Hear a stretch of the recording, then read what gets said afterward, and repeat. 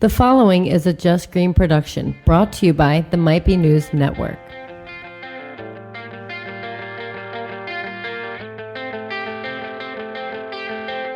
What's up, everybody? It's the week of October 21st, 2019. My name is Taylor Cooper. This is Might Be Sports. With me, as always, Kevin Reevy. What up, Reevy? Hi. What up, CJ? What's going on? So, first thing I want to talk about. There's a lot of things to talk about this week. First thing I want to say is that I'm so excited for the Philadelphia 76ers to be back. When this episode comes out, it is opening day for the 76ers. It's Sixers season starting now. I am tired of the Eagles already. I think they're way more average than I thought they were going to be. I think that's clear now. That being said, I don't think it's all Carson Wentz. I mentioned last week in my conversation with Ricky Bell from the Backyard Report that I think the absence of Frank Wright has a lot to do with it. I think that the offense has like no direction. I think that our defense is subpar talent-wise, that Philadelphia as a fan base is generally getting excited for the return of Jalen Mills, who's average at best. I think it's despicable. And I think that it's a real shame because I think that you get a lot of people, obviously, because of the Super Bowl being 2 years ago. You know, a lot of people were like, oh, my God, we need Foles back. Let's not forget Foles isn't playing football right now because he's hurt. Carson Wentz doesn't look terrible, right? Would you agree with that? Doesn't look terrible. No, I think he's played pretty good this year. I think he's been playing pretty good. I mean, a lot of those passes would be caught by better receivers. He didn't have a great game, but the wide receiver talent is weak. They didn't have a great game stopping the pass rush. He can get rid of the ball a little bit faster, but that's also part of the play design. Yeah. They need to do a better job of maybe running plays similar to what, we've talked about this before, what Tom Brady would run. He doesn't get touched. It's partially because of he's got a great offensive line, but also because he gets rid of the ball really quickly. But beyond him, the Eagles have the worst defense in the league. Yeah. And that's just a fact at this point. There's enough of a sample size where you can say that with relative confidence. It's embarrassing. Because the strength they were supposed to have was on the defensive line, and that's just, it's not there. It's abysmal. So you already knew their secondary was going to be weak. And really, you go one by one of every player on that defense, even on paper, it's the worst in the league. Yeah. Even if you don't go to stats, which, you can throw out the Jets game. Clearly, that was an aberration. We're talking Orlando Scandrick had 2 sacks and a pick 6 in that game, and he's no longer on the team. Right. They released him today. Right. So that tells you everything you need to know about their defense. They're out here really signing practice squad players from across the league, and it's just like, what are you doing? What are you doing? What's his name in Arizona? Patrick Peterson? Is that his name? Right. Get him now. I don't think that's the right move, because if you're looking at this team and you're analyzing what they have and what they can do the rest of the year, I think you don't pack it in, but you're looking at what some of these guys are going for. Sanu went to the Patriots today for a second-round pick, and I think everybody would agree that's a little bit rash. He's a 30-year-old player. The most receiving yards he's ever had in a season, I think, is right around 850. Yeah. And he's never really come close to that before. Maybe he's had a 700-yard season at one point with Cincinnati. But, a 30-year-old guy you're giving up a second-round pick for when, you can see second-round wide receivers make an immediate impact on other teams. So let me ask you a couple questions, Kevin Reevy and CJ.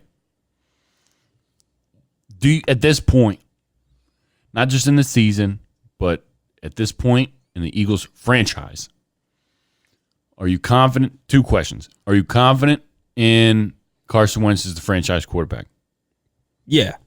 And I'm confident in Doug Peterson, but That was my second everybody's question. such an asshole nowadays with how they treat players and teams. And Yeah. I mean, everybody needs, like, I wrote an article all about this, basically pertaining to quarterbacks for theacespader.com, where we're just too reactionary. Yeah. It's becoming annoying, really annoying, that just last week the Cowboys were terrible and they had lost 3 straight, and now they're Super Bowl contenders because of one game. Right. And we know it's a game against a team, like we just said, the worst defense in the league. The Eagles weren't ready to handle that, and we know that now. The Jets just got blown out 33-0, and they beat the Cowboys a week before that. So I'm not going to go crazy about the Cowboys. I never Right. thought they were as good as they were when they were 3-0. It looked great And against then when the I Eagles. went 3-3, I didn't exactly beat the drum and say, "See, I was right. They're horrible." I said, I concluded in that article, Dak's a good, not great quarterback. Right. And I feel the same way about the Cowboys. They're good, not great. Do you feel that way about Carson Wentz? Good, not great. Yeah, I think he's good, but he hasn't had a chance. He's shown he can be great, but he hasn't had a chance since his second year to prove that again. CJ. And he'll get that opportunity, but he needs to have the right group around him. Yeah. CJ, what do you think? I don't know. I still kind of feel that even though I was mocked before the season started, maybe we should have not have gotten rid of Nick Foles. Yeah, I don't know, man. I feel like getting rid of Nick Foles was the right move. I said it before. It's tough. It would have been, to me, you would have had to get rid of one of them. It wouldn't have made a difference, though. It's not like Foles would be starting right now. So what's the difference? Over Wentz. Yeah. No, I'm saying you would have to get rid Wentz of one. would of them. have to One of them would have to go. catastrophically. Yeah, you'd have to get rid of Wentz, collapse. or you'd have to keep one or the other. One or the I other. mean, Foles might now be an option. I don't know what his contract looks like for next year. I don't know how that works, but I think he's clearly he's not going to be starting next year at this point. I mean, talk about being reactionary, but I think when we're 7 games into the season, or 7 weeks into the season, I'm not sure if Jacksonville has had a bye yet, but did they play? I feel maybe they just did have a bye. I feel like they haven't played, but whatever. I don't know. We're 7 weeks into the season. It's almost the halfway point. I think you could say that, Gardner Minshew is probably going to be their quarterback Yeah, he's their guy. moving forward. I think when Foles comes back, he's not going to be starting, so that tells you all you need to know about next year. But I don't know how that contract works, but that would be cool if he's on the Eagles next year. But it doesn't matter. He's not going to start. Ugh. Wentz is fine. Wentz is good. Wentz is fine. I'm on board with Wentz is fine. I don't think he holds the locker room. I think that the locker room is in shambles right now. When you're 3-4, that's what happens. That's what happens. Locker rooms fall apart. It's not his fault. Especially when you're a Super Bowl contender on paper before the season starts. Which, by the way, also, name me one quarterback in the league that you put shit all around him and he's still going to perform, besides Tom Brady. Tom Brady's the only example, but he's the best quarterback of all time with the greatest coach of all time. So that's, a nice little asterisk to put on that. Speaking of the Patriots. But there's no other quarterbacks that can do that. So why is it all about him? Speaking of the Patriots, I get the feeling. All right, so Monday Night Football. Adam Schefter breaks the news that Tom Brady's got his house up for sale. His trainer's got his house up for sale. He's got his contract set up to be voided at the end of the season.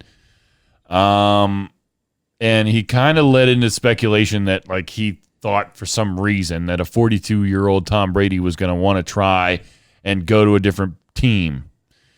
The only reason I could see him doing that because his greedy ass just wants to beat the Patriots one time so he could beat every team in the NFL. Because he wants to be better than Peyton Manning that bad.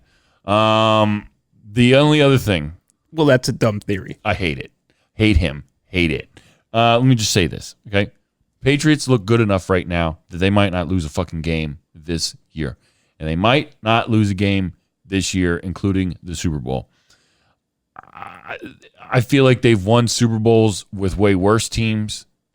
I feel like they've won Super Bowls definitely with way, way, way worse defenses. Their defense is good, man. Their defense is really good.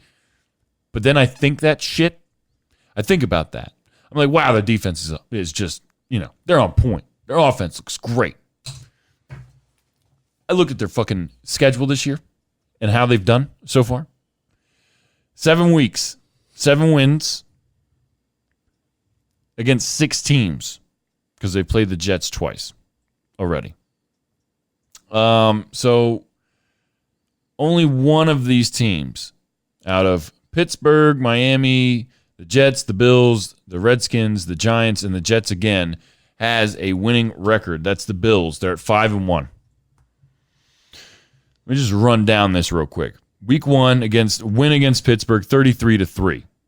Week 2 win Miami in Miami 43-0. Win in week 3 30-14 against the Jets. Week 4 against the only team with the winning record against the Bills 16-10 was the final score.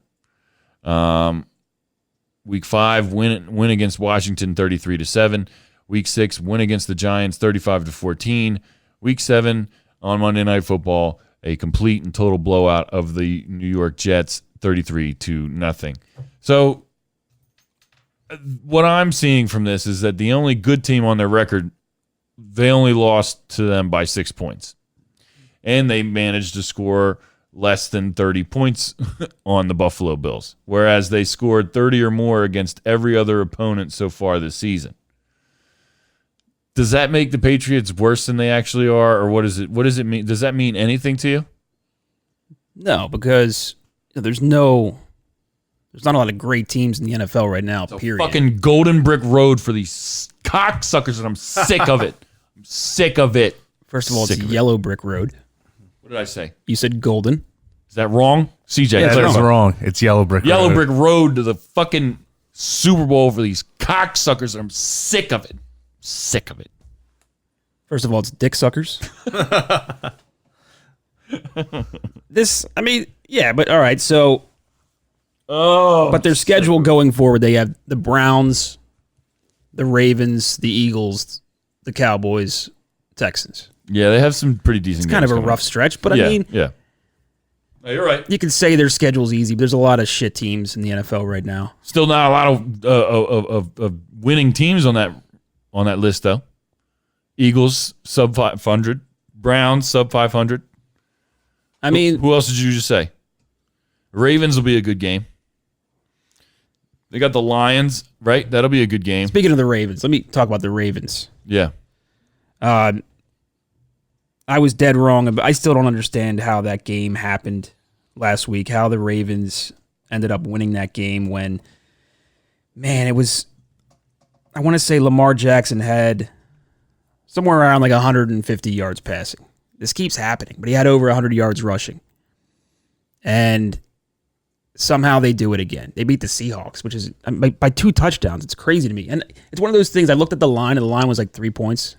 And I picked 3 games. I went on a big, on a leap of faith with 2 of them. I said, all right, 2 underdogs going to win flat out. I didn't like the third game, but this was the one game where I'm like, well, the line, look at it. I hate the Ravens. It's in Seattle, and it was like 3 points. But those lines, it's like something, they know something. Yeah.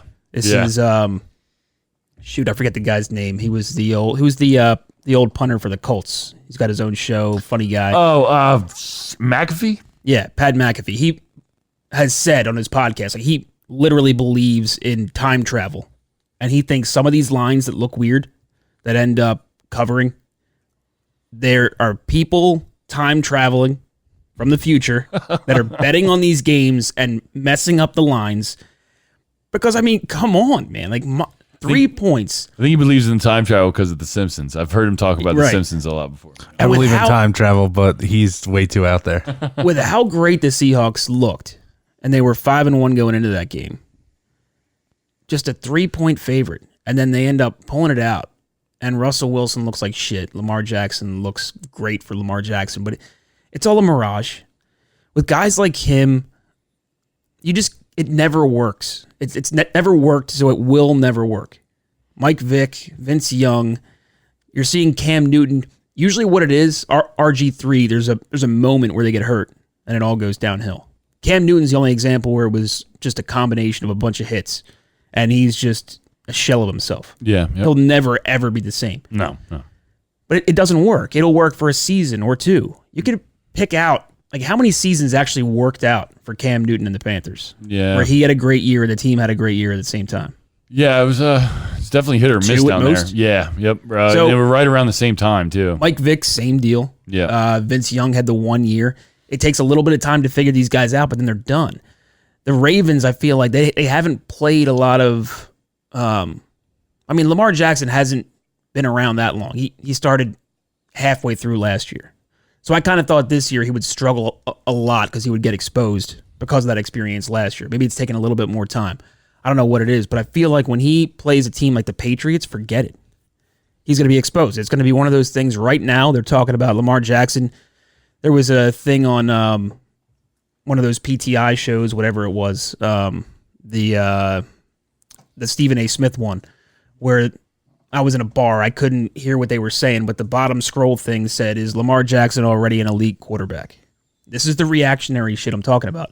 As soon as they play the Patriots and the Patriots embarrass him and embarrass the Ravens, we're going to go back to thinking, oh, shoot, is Lamar Jackson as good as we thought he was? You got to look at the whole damn picture. Where is that? And I will never give Lamar Jackson credit if he continues to throw these. I think he completed 9 passes.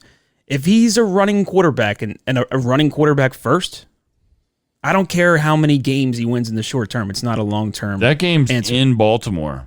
That might be the only loss that they get this year. No. I'm telling you, the Ravens are overrated. Big time.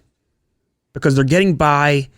It's like it's the short-term fix that feels good that never works out. All it takes is one hit. And it's a cliche, but it's true. All it takes is one hit for everybody. For Tom Brady, for Eli Manning, but these guys were great at avoiding the hits. Right. These guys are running towards it. I understand what you're saying. And I've heard this so many times. Well, Lamar Jackson is also great at avoiding hits. He's just, getting around guys and all that.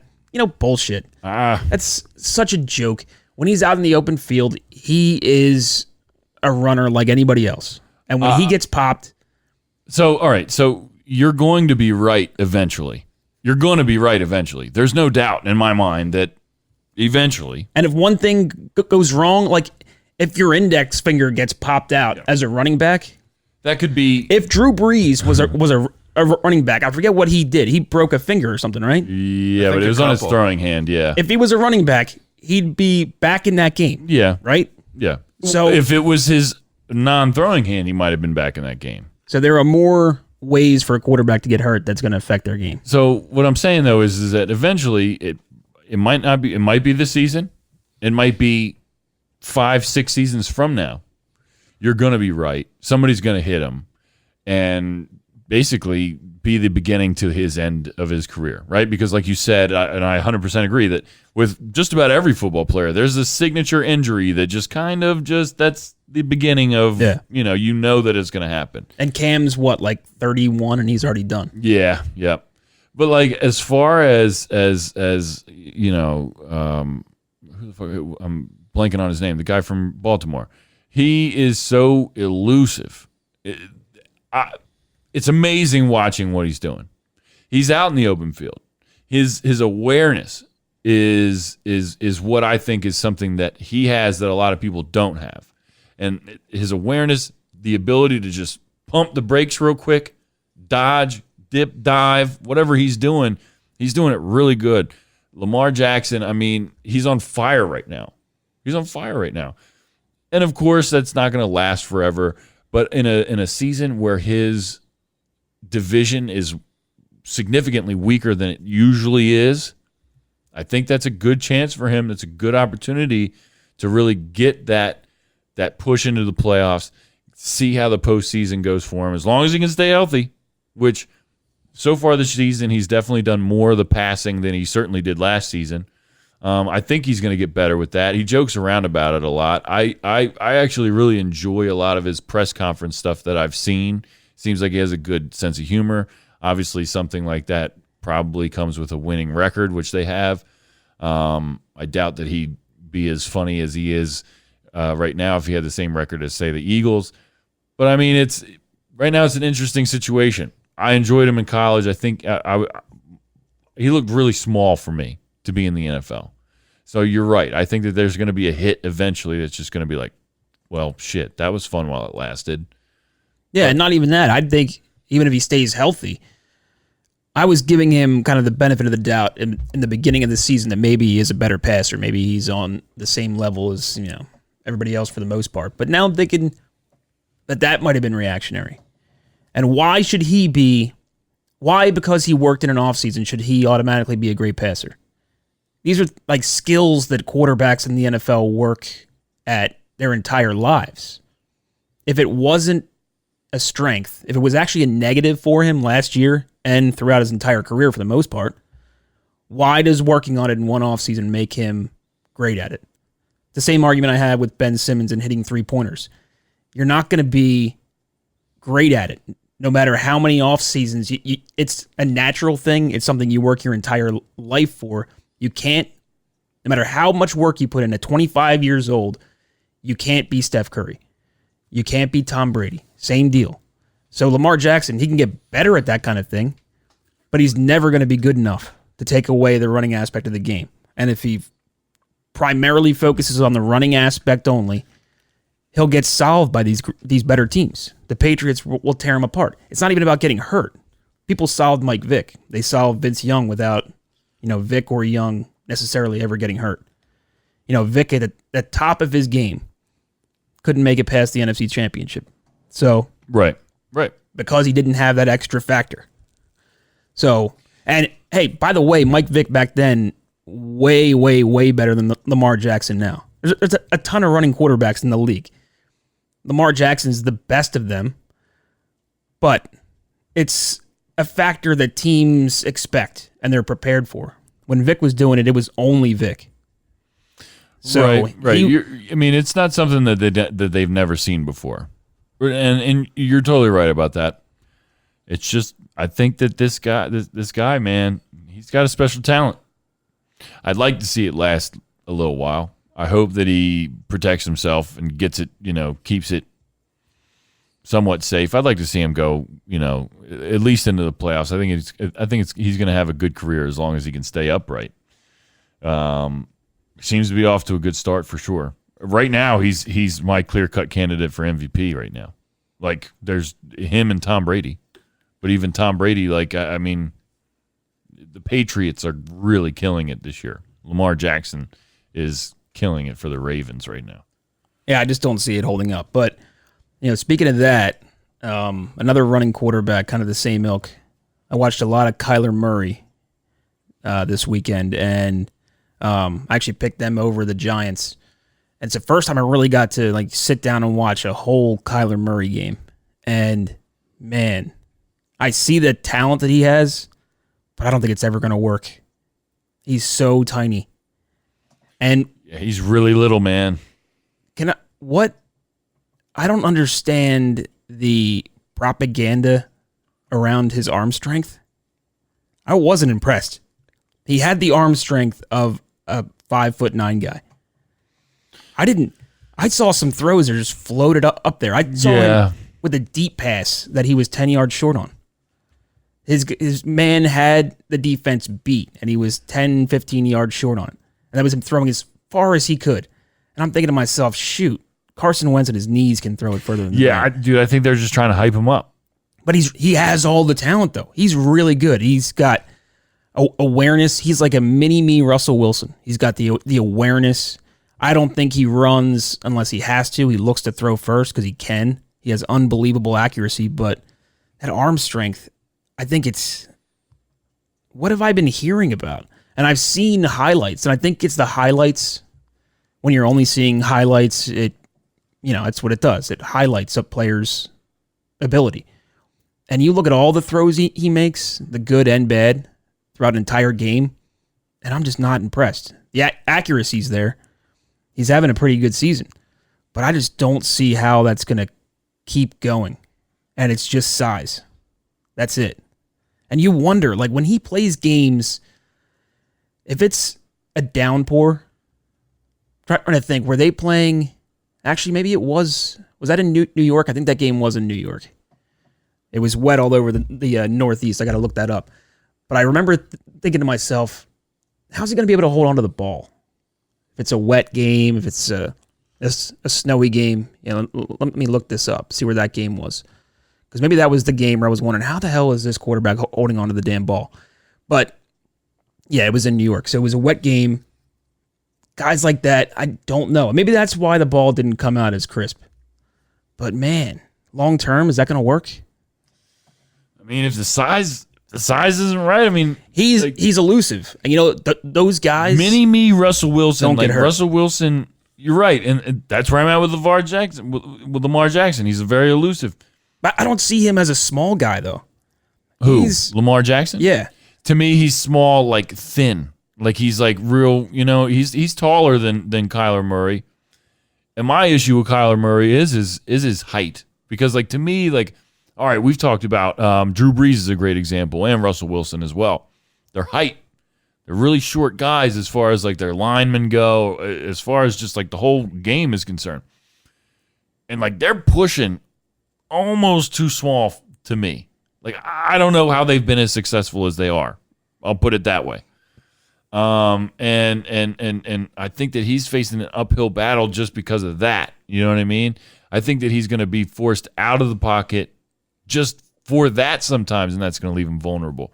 But you know, it's all as far as the injuries go. It could happen anytime. These guys are going to always get hit. You know, it's shit. I mean, you're seeing star players getting hurt in practice and shit. Not during the season, really, but like you know what I mean. It happens.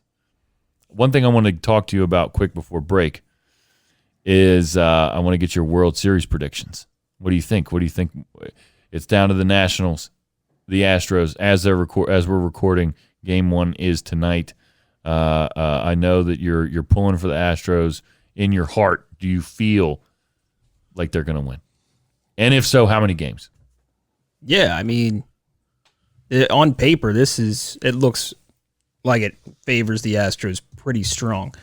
As far as experience goes, you know, whatever that's worth.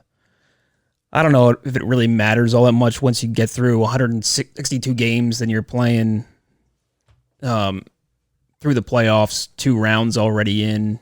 You've experienced the pressure. So, I mean, does the World Series add that much to it? I'm not sure, but the Astros, obviously, they've been there before. Yeah, man. They have the advantage everywhere. The rotation, the Nationals are the only ones that can go toe-to-toe with them in the rotation, but still the Astros have the edge. But the offense, I think, is going to be the difference maker. And the Astros are potent. And they got clutch guys. And I don't know if the Nationals can measure up on that end. So we'll see. I mean, it kind of reminds me of, I guess it was about 10 years ago, a little over 10 years ago. I think it was 2007. The Rockies just steamrolled through the National League. I think they might have swept every game. I think they went through the Phillies. Yeah, I think they might have swept every game to the World Series, and they got swept in the World Series by, I think, the Red Sox. So yeah, I think you're right. I think a similar thing could happen to the Nationals. You know, they destroyed the last. I mean, they haven't given up like hits, let alone runs. Yeah, but this is a whole different machine with Houston right now, and they got the pitchers, the gamers. Like Garrett Cole is going tonight for the Astros. He's the best pitcher in the game. And you got him backed up by an experienced guy in Verlander. You know, he's one of those guys you just know he's not going to get rocked. Right. You know he's going to have a fantastic game. So if they can get... With enough rest. He got rocked against whoever they were playing last, right? Well, yeah, there's always going to be those games, but I'm talking World Series when you know when it comes down to that guy. Like he's the one I want on the mound. Right. And, man, it's just... I feel like... if the Astros can win this Game 1, and Max Scherzer is another one of those guys, he's going for the Nationals, you're not going to get much off of him. Yeah. But if Cole can outduel Scherzer and the Astros get Game 1, I don't see how they lose Game 2. Right. Verlander's going to be going out there strong. Right.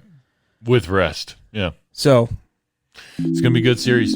I'm pulling for Houston. I'm not a Nationals guy. Fuck them. It's going to be fun. Let's take a quick break. When we come back, we're going to guess some spreads. We're going to do some clickbait and got a fresh Reeve rant for you. hot on deck. Be right back after this. Hey, Taylor Cooper here, and if you're looking for real, all-natural relief from stress and muscle soreness, you've got to check out our friends at Eunomia CBD. Eunomia CBD products are grown and processed in the USA, nano-amplified, 100% THC-free, and third-party lab tested. Order anywhere in the U.S. and use promo code MBN to get free shipping plus 20% off your entire order just for our listeners. What are you waiting for? Is stress wearing you down? Are sore muscles getting in the way of your weekend plans? Eunomia CBD is a game changer. I personally love their menthol pain relief lotion. Their gummies are delicious, and they even have CBD treats for your dogs. Go to eunomiacbd.com, check out all their products, and don't forget to use promo code MBN for an extra 20% off your order plus free shipping. It's your life. Feel better. Eunomia CBD. That's EUNOMIA. EUNOMIA CBD.com. Go there now. Use MBN as the promo code. Get 20% off and free shipping. Must be 18 years old or older to purchase.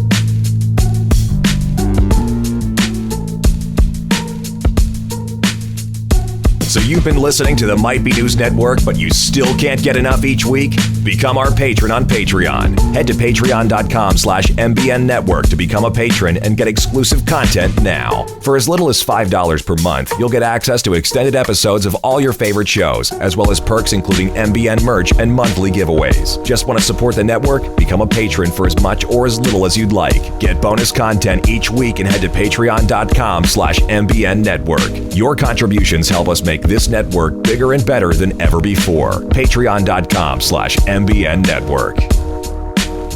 Welcome back to Might Be Sports. It is, you know what it is. It's the week of October 21st, 2019. 22 weeks into season 2 for us here. Doing a fantastic job so far. Doing fantastic. We got a lot of football in. But Reeve, you sent us a article that you wanted to talk about that I found very interesting. Why don't you? What do you got for us in your Reeve rant this week? All right, so the NBA is enacting a zero tolerance rule for abusive, hateful fan behavior.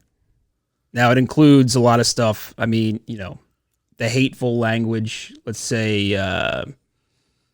Things that you could get fired from your job for if you were to abuse a person based on their race, religion, sexual preference, whatever, what have you. I can get on board with that. I think I'm okay with that part. Now there's this is from an ESPN article. So the quote is, and which I think comes from the Associated Press. Believe they're quoting the league here when they say, this is a quote, so your mother comments, quote unquote, talking about your family, talking about test scores, anything non-basketball related, we've added that in as well as being something that we will go and pull a fan out of the seat and investigate what happened. So your mother comments, talking about your family, test scores, anything non-basketball related, that's what fans do. Yo, Harden, you failed your SATs, bruh. They pull you out, and they're just like, what did you say?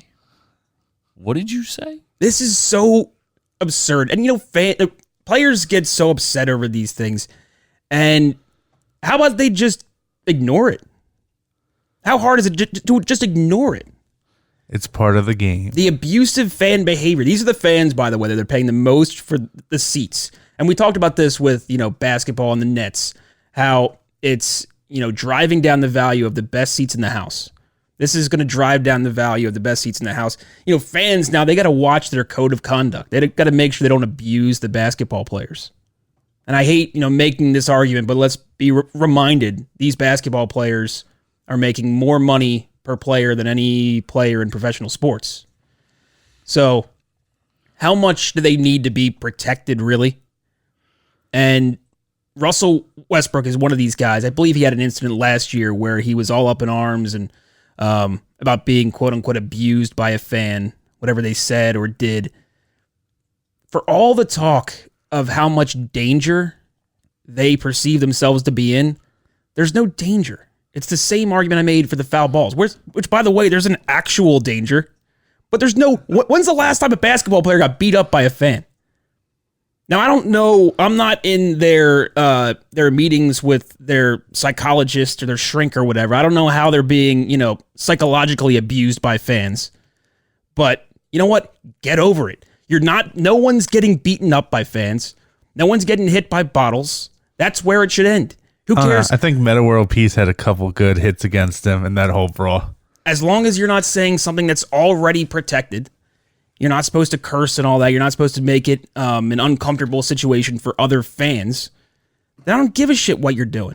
And by the way, an article 2 years ago came out where, the NBA somehow or another, all their cards were on the table and nearly half the team didn't make money, was losing money. And we got this China situation that's going on. If they lose the connection with China, you talk about half the leagues not making money. What happens if that gets cut off?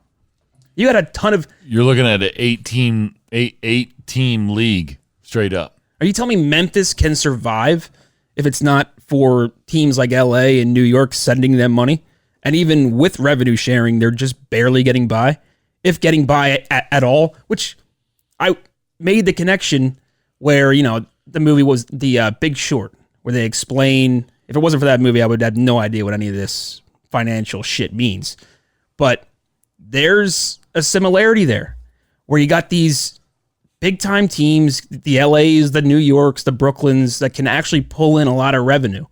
And they're keeping these smaller teams afloat when they shouldn't be. And there's a virus. These small teams can infect it from the bottom up. If you have half the team losing money, how do these teams have billion-dollar valuations? Starting this year, every team in the NBA is valued at over $1 billion. How is that possible if they're losing money every year?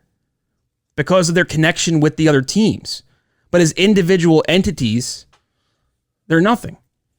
They're actually a losing business. There's eight but they're teams? worth $1 billion because they're connected with these other teams that are actually making money. How is that a long-term... Right. Good business model. Right. Especially when it can all come crashing down because of China. Right. Which had never been really talked about before. And now, really, we have a major league in America that could totally fall apart because of a country we have really no connection to besides footwear. Right. So, yeah, it's making a very big point based on, fans can't say that this or that. It's very interesting that this is a thing that we're protecting the players, in their feelings. That's so dumb. You're going to see Ice Cube's league taking over once the NBA falls. Big three? Yeah. Yeah. Yeah. I mean, that's how you're going to have to restructure the NBA. You have to be more fan-friendly right now if you're the NBA. Because if things don't start to go right, you need to pull in every dollar you can. And this is not helping that. I'm already boycotting. What are you boycotting for? China, Tibet, them kicking the fans out for heckling LeBron. LeBron selling himself to China. Yeah. He definitely appeared to have sold himself to China in that press conference. I don't know, man. The whole situation's super sticky, super wild. Which, by the way, it's very interesting that in that particular circumstance, he's like, when it came right down to it in those press conferences, when they asked him what his stance is on it, he left it to say, I'll leave that to guys that know more about it than me. I'm definitely paraphrasing there, but that was the gist of what he was saying. Yeah. Oh, so now he has that stance? But all the other things that he talks about, he's a big-time expert. Right. Why? Because he said so? So, but the thing that affects him most, and happens to affect, 1 billion people, no opinion. Yeah. Move on. He could have gone the Charles Barkley route. Charles the money. Barkley supports everybody. He's got an opinion. He does. He's just choosing the brand. He's choosing the NBA. He's choosing Nike. He's choosing everything that he has is because of the success that he's had in the NBA. And the this is NBA is what it is because of China. That's just point blank. I love that he's saying no comment for the most part on these things. Yeah. I wish he would do that on everything, because you cannot have these intersections of sports and politics without it all just blowing up in your face at some point. One thing It that happens to everybody. One thing that I can say about it in his defense, I suppose, is just simply that he comments on a lot of social issues, obviously, in America. I can see where it could be like, well, all right, it's not America. This is a different country we're talking about. It's literally a different government. They run it completely different than we do over here. Everything that we know about China, we see on CCTV. You know what I mean? And, so I can dig that a little bit, because at this point, even if he does have an opinion that is somewhat educated, he's talking to a bunch of people who have opinions that are totally uneducated. You know what I mean? Right. So I don't know. It's a weird thing. He can support causes and charities and do whatever he wants to do. But when you have a TV show about, social causes, and you use your Twitter account for that purpose a lot, you're going to open yourself up to these kind of things. Yeah. How could anybody think that he wasn't going to be asked about that, especially while he's in China? So actually, I think it's great advice. The whole shut up and dribble thing should be across all sports for the most part. You take the opposite side. Kurt Schilling. He wants back in baseball. He's never going to get back in baseball because he was too damn vocal about politics. Yeah. If you can support your causes, do whatever you want on either side of the aisle. Yeah. But when you get preachy online, when you create enemies on either side, you're opening yourself up for trouble long term. To me, that just comes with the territory. I mean, that's just part of it. But especially in this day and age with the social media, it doesn't really have to, though. Doesn't have to, I suppose. Players You're right. need to be more disciplined with that. And honestly, nobody cares what these guys think. They're not being paid. I mean, we have actual smart guys that work on these things. Some have it right, some have it wrong. But I'm going to guess the greatest economic mind in America right now is not on a professional sports team. No doubt. So, they have money. So they have money and they have power, so they have this outlet. That's it. We shouldn't make it any more than that. That being said, hey, keep playing. Make your money. Do your thing. Donate. Spread your causes, whatever. Just tone down the preachiness, because it's going to come back and bite you in the ass on either side. I don't know, man. We need to all maybe take that advice. I suppose. I've definitely toned down my social media. Me too. I don't even know what you would call it. Just poor decision making. Yeah. Me too. You're not going to change anybody's mind is the ultimate thing. Right. So but at the same time, like in this scenario, right? Like I tend to agree with a lot of things that LeBron James, I guess, says. But I don't really pay much attention to it just because I'm not a huge LeBron James fan. I think that he says what he says, and I'm using him as an example, but there's so many other athletes that are super outspoken about social issues, primarily on social media, that, like if we were growing up and like I had the opportunity to know what Michael Jordan thought about something, or if I had the opportunity to know what Ken Griffey Jr. thought about something, or, Bruce Springsteen or whoever, you know what I mean? Somebody that I looked up to as a kid. Like, I think that that'd be pretty cool. And I think that, it's certainly blown way out of proportion now by 2019. When it first started out, it was really neat. Like, especially Twitter. It's like, whoa, I'm like connected to these people. I can see what they're thinking. And now, all these years later, it's so overblown. Everything's so crazy and it's constant. It just doesn't stop. And that's where I think that so many of the frustrations come out of it. I don't have a problem that he has opinions about things. I don't have a problem that he shares his opinions about things. I have a problem that he stopped where he stopped. You know what I mean? Mm-hmm. If you're going to be that way, be that way. If you're going to talk the talk, keep talking it or don't talk it at all.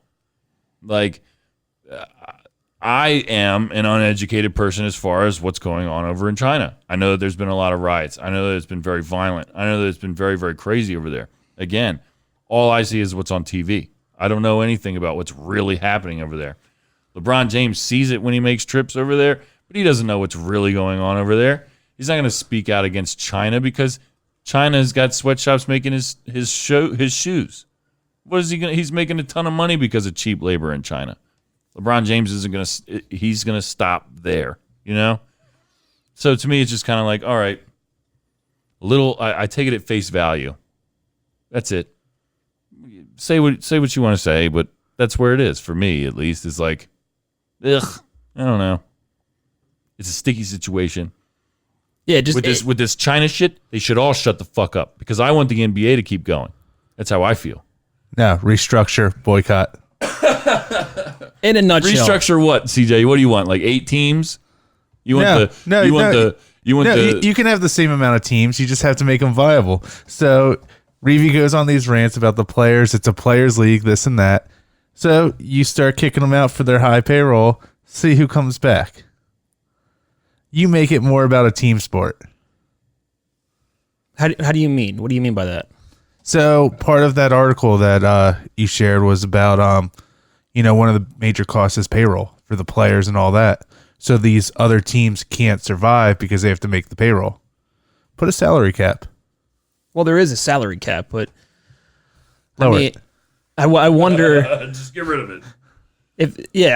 I wonder if, and it's one of those things like, and I think it's sinister by the NBA. I really do think it is, where the NBA seems to be pushing this idea that fans now, whether it's true or not, fans now are fans of the players and the league and not necessarily loyal to their hometown team. Well, of course they want it that way because when you live in Memphis, when you live in Sacramento and these teams that can't financially survive, you're going to go see LeBron come into town. Yeah. And, the big five from Philly with Joel Embiid and Ben Simmons, you're going to want to see that and pay money to see that. So it doesn't necessarily matter what kind of product is on the court for your team. You're a fan of the NBA. Well, of course, the NBA wants to push that because it's about this bullshit model that's being held up by these top 5-10 teams to support the entire league. But just to wrap up our last point real quick, in a nutshell, for me, it's kind of like when you see the Oscars or the Emmys and somebody goes up there and accepts a trophy.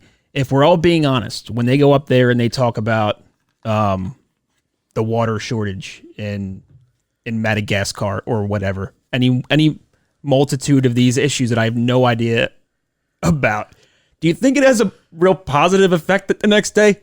Do you think, does it really? Because all I see is a shitload of people getting mad that person just made this comment, and it could. If it's about, really, do we really think so? Because there is a ton of negative energy that comes out of that. Listen, I would assume if they would have said nothing, it would be better. I would assume that when like Meryl Streep goes up on a stage and talks about the water shortage in Zimbabwe, that there's quite a few more people donating. Yeah. Or calling and donating 15 cents a day than there was a day before. I would assume that. Yeah, there might be that. I would assume that if somebody like Beyonce tweets that might about or like Oprah tweets about different things all the time and people just jump right on it. Oh, right. No, and I see that. I understand. Like if you're putting a direct call to action, it makes sense. Yeah. But with these preachy things that have no direct call to action. The preachy stuff is cheap. It's hard. It has a negative effect on just the psyche of America when you draw that line. Well, it just keeps going too. It doesn't stop. Because what's the negative energy that comes from a person accepting their speech and thanking their parents? Oh, you should have used that time for Africa. Why didn't you use that time for Africa? You're the worst, Meryl Streep. Yeah, I don't know. CJ, you ready for guess the spreads? Sure. Let's do it. All right. What do we got first this week? Let's fly through this. All right. We got Redskins at Vikings. You go first. Which, by the way, I'm not good at this game, but I'm on a roll picking actual games. You have been recently. Things have been good. Yeah, Things have been good. I just wish I actually put money on it. Anyway, Redskins at Vikings. I'm super high on the Vikings right now. I think they might be the best team in the NFC. Ugh. I think I might actually believe that. Even without Thielen? He's also a Vikings fan. He's When he's not an Eagles fan. Yeah, the Vikings are my favorite non-Philly sports team. But, okay, we said we'd do this quick, and I'm already delaying this a bigly. I don't know. I think they're undervalued, so I think the world has the Vikings as -10, but it should be more. I'll go Vikings by 8. Vikings -15.5. God! Okay. Cardinals at Saints. Saints by 5. Oh, I love this because I think the Saints are still getting disrespected. And Yeah, I they love are. it. Yeah, they I are. love it. Teddy Bridgewater's doing well. I just keep picking the Saints and it keeps working out. But I also was kind of high on the Cardinals, but man, I don't know. Just talk shit on Murray. Yeah, Murray. Let's go Saints -4. Saints -10. Wow. See, I'm so bad at this. Bengals at Rams. That makes me actually want to go the other way. That 10 says a lot. Maybe less disrespected than we thought. What was it? The new one? Bengals at Rams. Oh. The Rams, I think, might be on the way up. Yeah. So I'm going to say, Bengals might not have a win yet this year. I will go Rams. Is this like the most lopsided week in the NFL? So far. I guess -12. Rams by 10. Rams -13.5. Ridiculous. Broncos at Colts. This is a good one. At Colts. Yes. I could Colts, see this being double digits. Colts by 10, yeah. 9.5. Colts -6. Okay. Chargers at Bears. Oh, two teams I hate. Two teams I was I was high on the Bears in the beginning, but then I've turned on them. I was right about the Chargers the whole goddamn time. You were. I think the Bears will do what they do and dominate on defense. -7. I'm going to go Bears by 5. Bears -4. Woo! Giants at Lions. Lions by 8. You said Lions by 8? Mm-hmm. Giants at Lions. Oh, man. I kind of like the Lions. I think they're better than I think they are too. they've been. I feel like they just have a tough game every week. Yeah. Lions -6. Lions -6.5. Woo! Jets at Jags. Is that me? Yeah, it's you? me. That's you. I guess Is that Jets at Jags? What did you say? Yes. it's going to be an ugly game. I'm not totally sold on Minshew. You look at passing yards. That's like a good indicator, I think, nowadays when it's tough to judge quarterbacks, and he's not putting up tons of yards. I don't know. Jags -5. Jags. That's probably too low. I'm going to change that 7. I was going to go 7. You son of a bitch. You can go 7. I'll go 7.5. Jags -5.5. Ugh, God. Eagles at Bills. That's garbage. The Jets are garbage. Eagles at Bills. I bet we're going to be close on this because we're honed in. I feel like, let me think. Well, you go first, but Is it my turn? I'm going Bills by. this is at the Bills, right? Yes. I should know that. Yeah. I'm going Bills by 7. Okay, the Bills. It hurts. They're a little overrated. I don't know, man. Eagles right now are not. Man, I know I'm. I'm torn between two numbers. I think I got it. 6 and 7.5. Bills 1.5. No my way, God, bullshit. That's garbage. Really? Come on, man. So what does that tell you then? What is going on? Dude, that tells you that Were they think not watching the game on Monday? Yeah, they think that this is a trap game for the Bills. Is this what we were talking about? This is a time traveler game. There's no way that should be. You said -1? 1.5. -1.5? What the hell? How is that possible? Yeah, that's no. I don't. Josh Allen has had a really good game. I'm not a believer in the Bills. Holy shit, the game's at home. The Eagles have the worst defense in the league. Yeah, Their offense is in shambles. Yeah, that's no.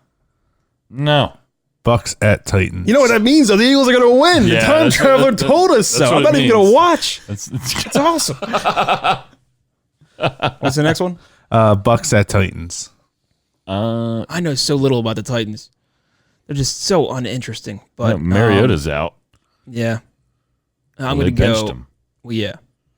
So, I mean, yeah. Buccaneers can sometimes turn it on -2. I'm gonna go pick them. Titans -2.5.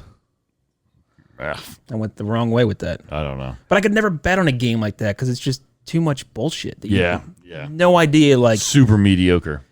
which is going to rise to the top. It's all Panthers shit. at 49ers. 49ers by 12. Is this a Sunday night game? No, we're in okay. 4 o'clock games. I don't know why I just couldn't spit that out. Panthers at 49ers or the other way around? Panthers at 49ers. 49ers just got Emmanuel Sanders. Yep. Did you see that? So they look pretty good. They're really good right now, man. But the Panthers don't have an emotional support dog.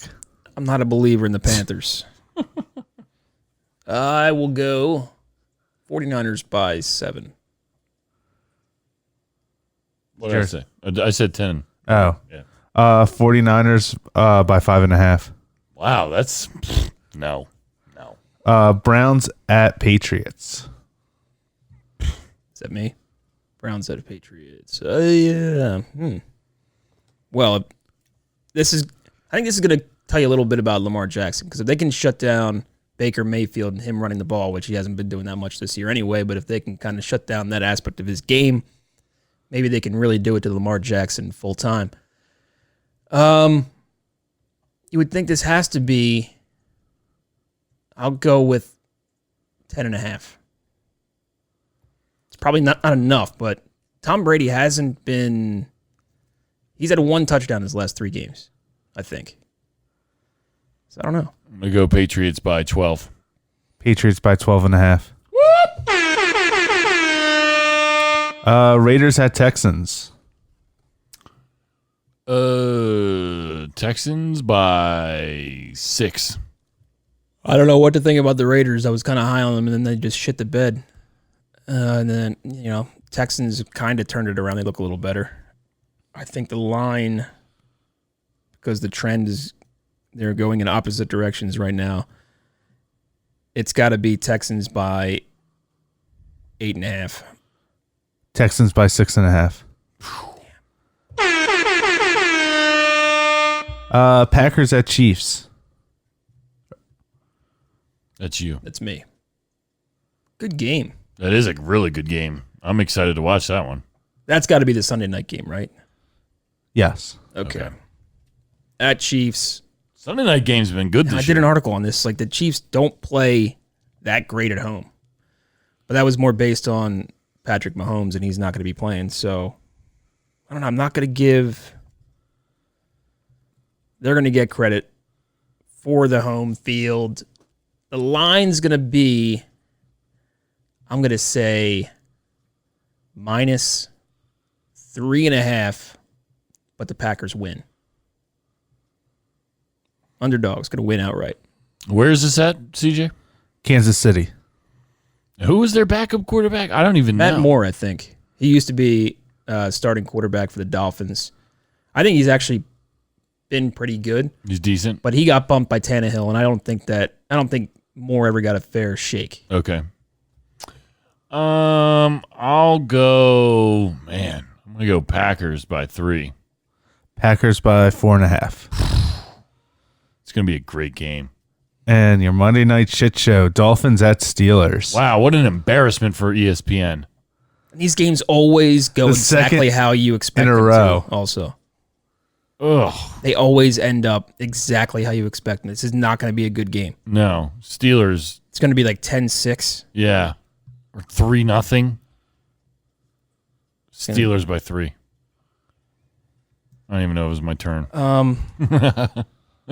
love Steelers by 3. I'm going to go Steelers 2.5. Steelers by 14.5. Get the fuck out of here. Get the fuck out of here. That's crazy. Really? Oh, man. I think maybe we're just dumb. Can we erase that last one? We can't put this out. I'm going to go Steelers by 13. Really? Have I just not been paying attention? What have the Steelers been doing? We got like a couple minutes left. Let's save clickbait for Patreon. All right. And let's do go to the week real quick. Might Be Sports presents the greatest of all time.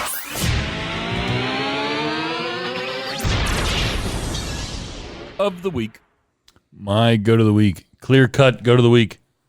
We talked a lot about him at the beginning of the show. Lamar Jackson.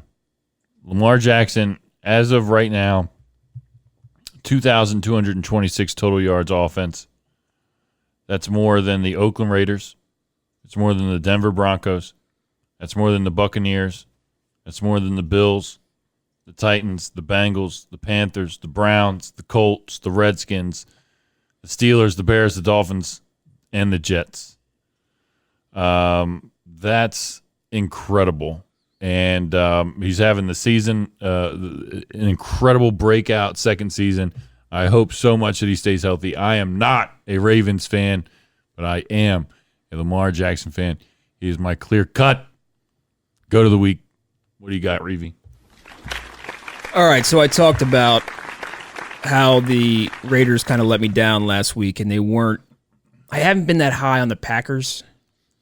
I guess I'm picking them to win over Kansas City, but I don't believe in the Packers all that much. I don't think if you take their entire season as a collection, I'm not that impressed.